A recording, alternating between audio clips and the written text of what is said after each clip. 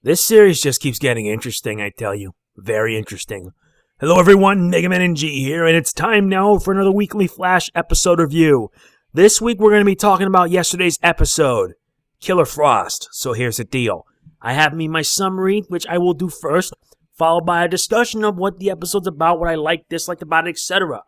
As well as, how do I put this, the 4-episode crossover, the Heroes vs. Aliens crossover that's going to be happening next week. How is it going to transpire? Without further ado, let us get started. Continuing from the events of last week's episode, Savitar, aka the god of speed, arrives and beats Barry down. Hard. That's the least of Barry's worries, as Caitlin's inner darkness starts to come out and cause a whole slew of trouble, all for the sake of finding Dr. Alchemy. Not even Barry can try to help her, as she's determined, despite her letting off some things that shake her friends to the core.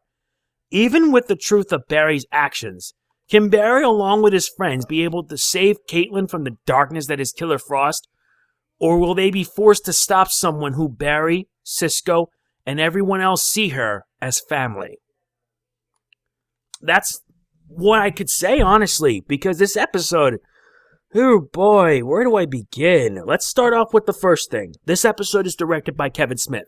Yes, the same Kevin Smith who also did Season 2 episode, The Walking the Dinosaur. I think it was called that. I don't know.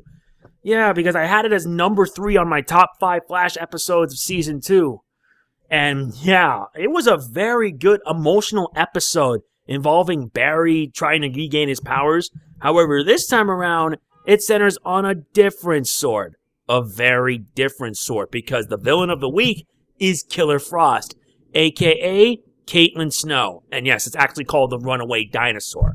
But anyway, the villain of the week is Caitlin Snow. Although the truth is, it's her other self, Killer Frost.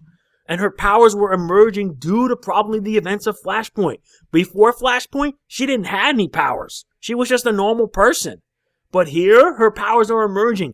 And they are so reminding me of her Earth 2 self when she was full-on evil and was in love with Deathstorm, a.k.a. Ronnie Raymond.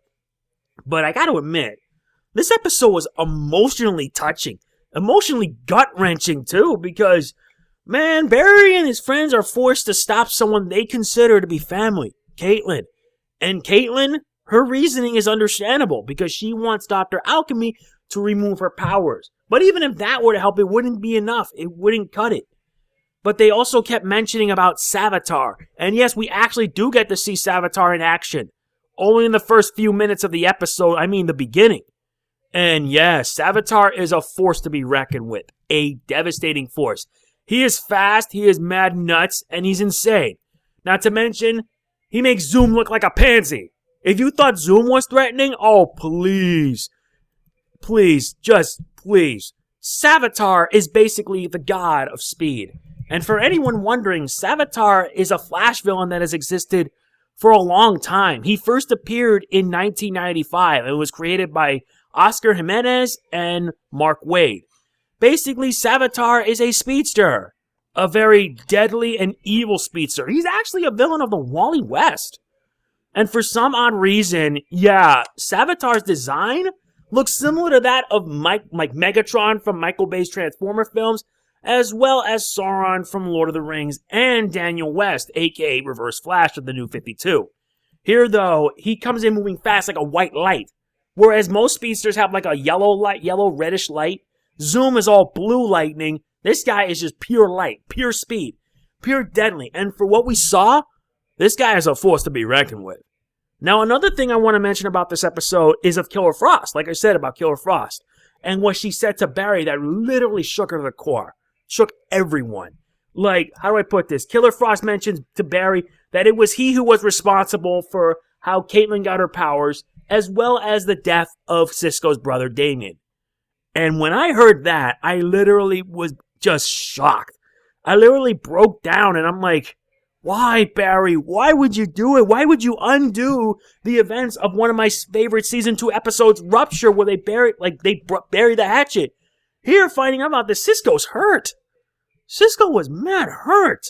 Can we blame him? No, he lost his brother in an accident. Whereas in the regular world, he's still alive and he was able to bury the hatchet with his brother. It was just really emotional right there. But it makes me wonder what's going to happen for Barry, Cisco, and Caitlin down the line. Cisco can't forgive Barry for what he did. Whereas Caitlin, well, she can't forgive Barry either. But Barry knows that Caitlin won't do anything rash, like kill or stuff like that. Which, how the end of the season will be, we don't know for sure. What I can say is that this was very emotional. We also finally learned about the connections between Dr. Alchemy and Savitar. I originally thought that Dr. Alchemy was the big bad for the season, but it turned out Dr. Alchemy was serving someone else who is the true big bad, Savitar. How this is going to play out, I don't know for sure, but it's going to be an intense speed battle between Savitar and Barry. And you already saw earlier, Savitar wiped the floor with him. Wiped the floor with him like it was nothing. Oh, and there's even more good news. Wally West is officially a full-fledged speedster, meaning that we may get to see Kid Flash in the coming weeks. I'm looking forward to that, and I only hope we get his costume too, because seeing him as Kid Flash in the episode Flashpoint really was satisfying. I loved it. I love seeing Wally West as Kid Flash, and seeing him now as a speedster in this reality along with Barry, it's good. So basically now we have 3 speedsters, Barry, Jesse Quick, and Wally. And I hope we get to see Jesse Quick again. But there was another thing that really did shock me about the episode. If you thought the reveal last season that Zoom Unmasked revealed to be Jay Garrick, or in this, we didn't know at first, but the reveal at the end was a shocker. At the end of the episode, Julian Albert was recovering in the hospital, and he had his talk with Barry, saying that he'll keep it under control if he quit the CCPD, which Barry sadly did. He didn't have a choice. But it wasn't until later when Julian starts getting freaked out where somebody's calling for him. And it's revealed to be Savitar. And he tells him that he has a job to do, needed for his return. And yeah, and when you saw him entering the CCPD and it revealed the alchemy gear. Yes, the revelation at the end, Julian Albert is Dr. Alchemy. And I swear, I was shocked. I really was shocked to finding it out because I thought Julian Albert was just going to be like some normal guy. Turned out I was wrong. Very wrong. How is this going to play out? I don't know for sure. What I do know is that it's connecting to how this overall theme of the season is. It's going to be scary to say the least, but if Barry were to ever find out, it would not be pretty. Not pretty at all. Before I provide my final thoughts, like rating for it, I do want to say that next week, starting on Monday, there is going to be a 4-part crossover, Heroes vs. Aliens, and it's going to be crossing over on every single show that's on the CW.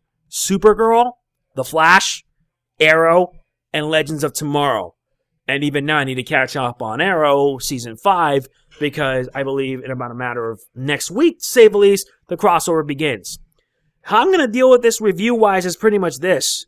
Basically, Tuesday, Wednesday, Thursday, and Friday, I'm going to be doing a special 4-part crossover review, meaning you're going to be seeing reviews of every single part of the entire crossover.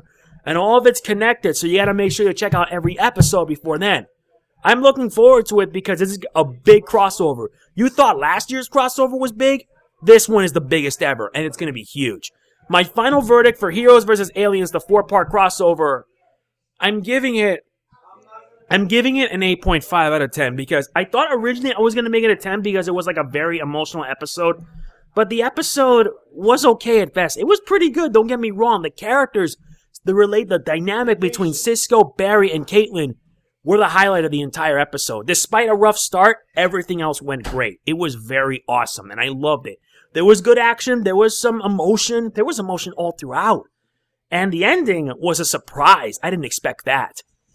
But with the crossover happening next week, who knows? Who really knows for certain? So yeah, that's it for this episode review. I got to get to work getting this uploaded onto YouTube because I also have Pokemon Sun and Moon to do. So yeah, tomorrow we'll be doing more Pokemon Sun and Moon. I'm hoping to get it finished so that way you guys can see the post-game stuff. If you enjoyed this video, and I always say it enough, please be sure to hit the like button. It really does mean a lot to me. And for more videos like this one, please click on that subscribe button that you see on the bottom.